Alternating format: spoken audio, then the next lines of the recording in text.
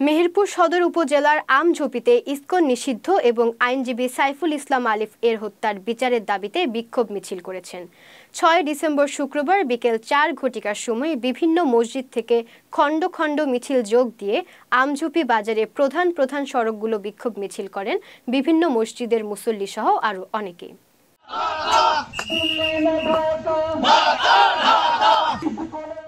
বিক্ষোভ মিছিলটি আমঝোপির সড়কগুলো প্রদক্ষিণ করে চৌরাস্তার মাথায় গিয়ে শেষ হয়।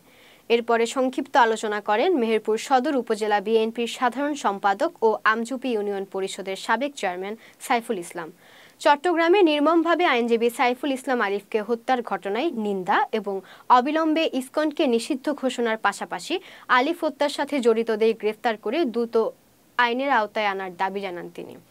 যতদিন বাংলাদেশ থেকে ইসকন নিষিদ্ধ না হবে ততদিন পর্যন্ত মেহেরপুর আমঝোপির মুসলিম জনতার আন্দোলন কর্মসূচি অব্যাহত থাকবে এবং আইনজীবী হত্যার সুষ্ঠু বিচার ও ইসকনকে বাংলাদেশে নিষিদ্ধের দাবি জানান তিনি।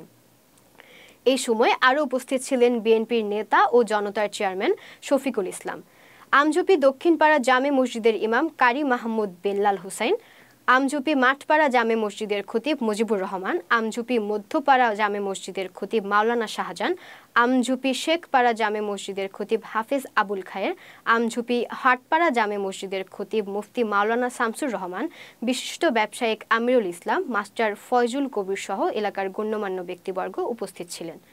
বাংলার মাটি থেকে ইসকন নামক উগ্রবাদী সংগঠন নিষিদ্ধ করা হোক আওয়াজ তুলে অন্তর্বর্তীকালীন সরকারের কাছে দাবি করেন বিক্ষোভকারীরা।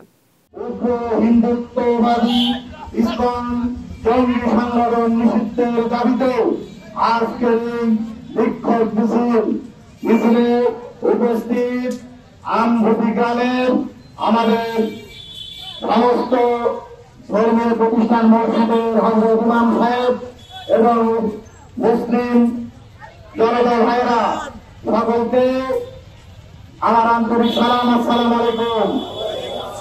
ভাইরা, আমরা দেখেছি বিভিন্ন সময় নাস্তিক মুরতাদ কাফেররা আমাদের দেশে আমাদের নবী, আমাদের প্রিয় ধর্ম ইসলামকে প্রশ্নবিদ্ধ করা, ক্ষতিগ্রস্ত করার জন্য অপপ্রয়াস চালিয়ে যাচ্ছে।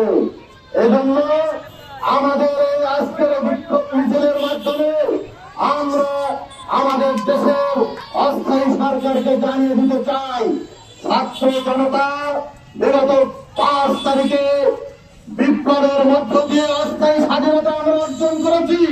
স্বৈরাচারী ফ্যাসিস্টকে হটিয়ে আমরা আমাদের স্বাধীনতা অর্জন করেছি। প্রয়োজনে উগ্র হিন্দুত্ববাদী ইসকন সংগঠন নিষিদ্ধের জন্য আরেকবার আমরা যুদ্ধের ডাক দেব।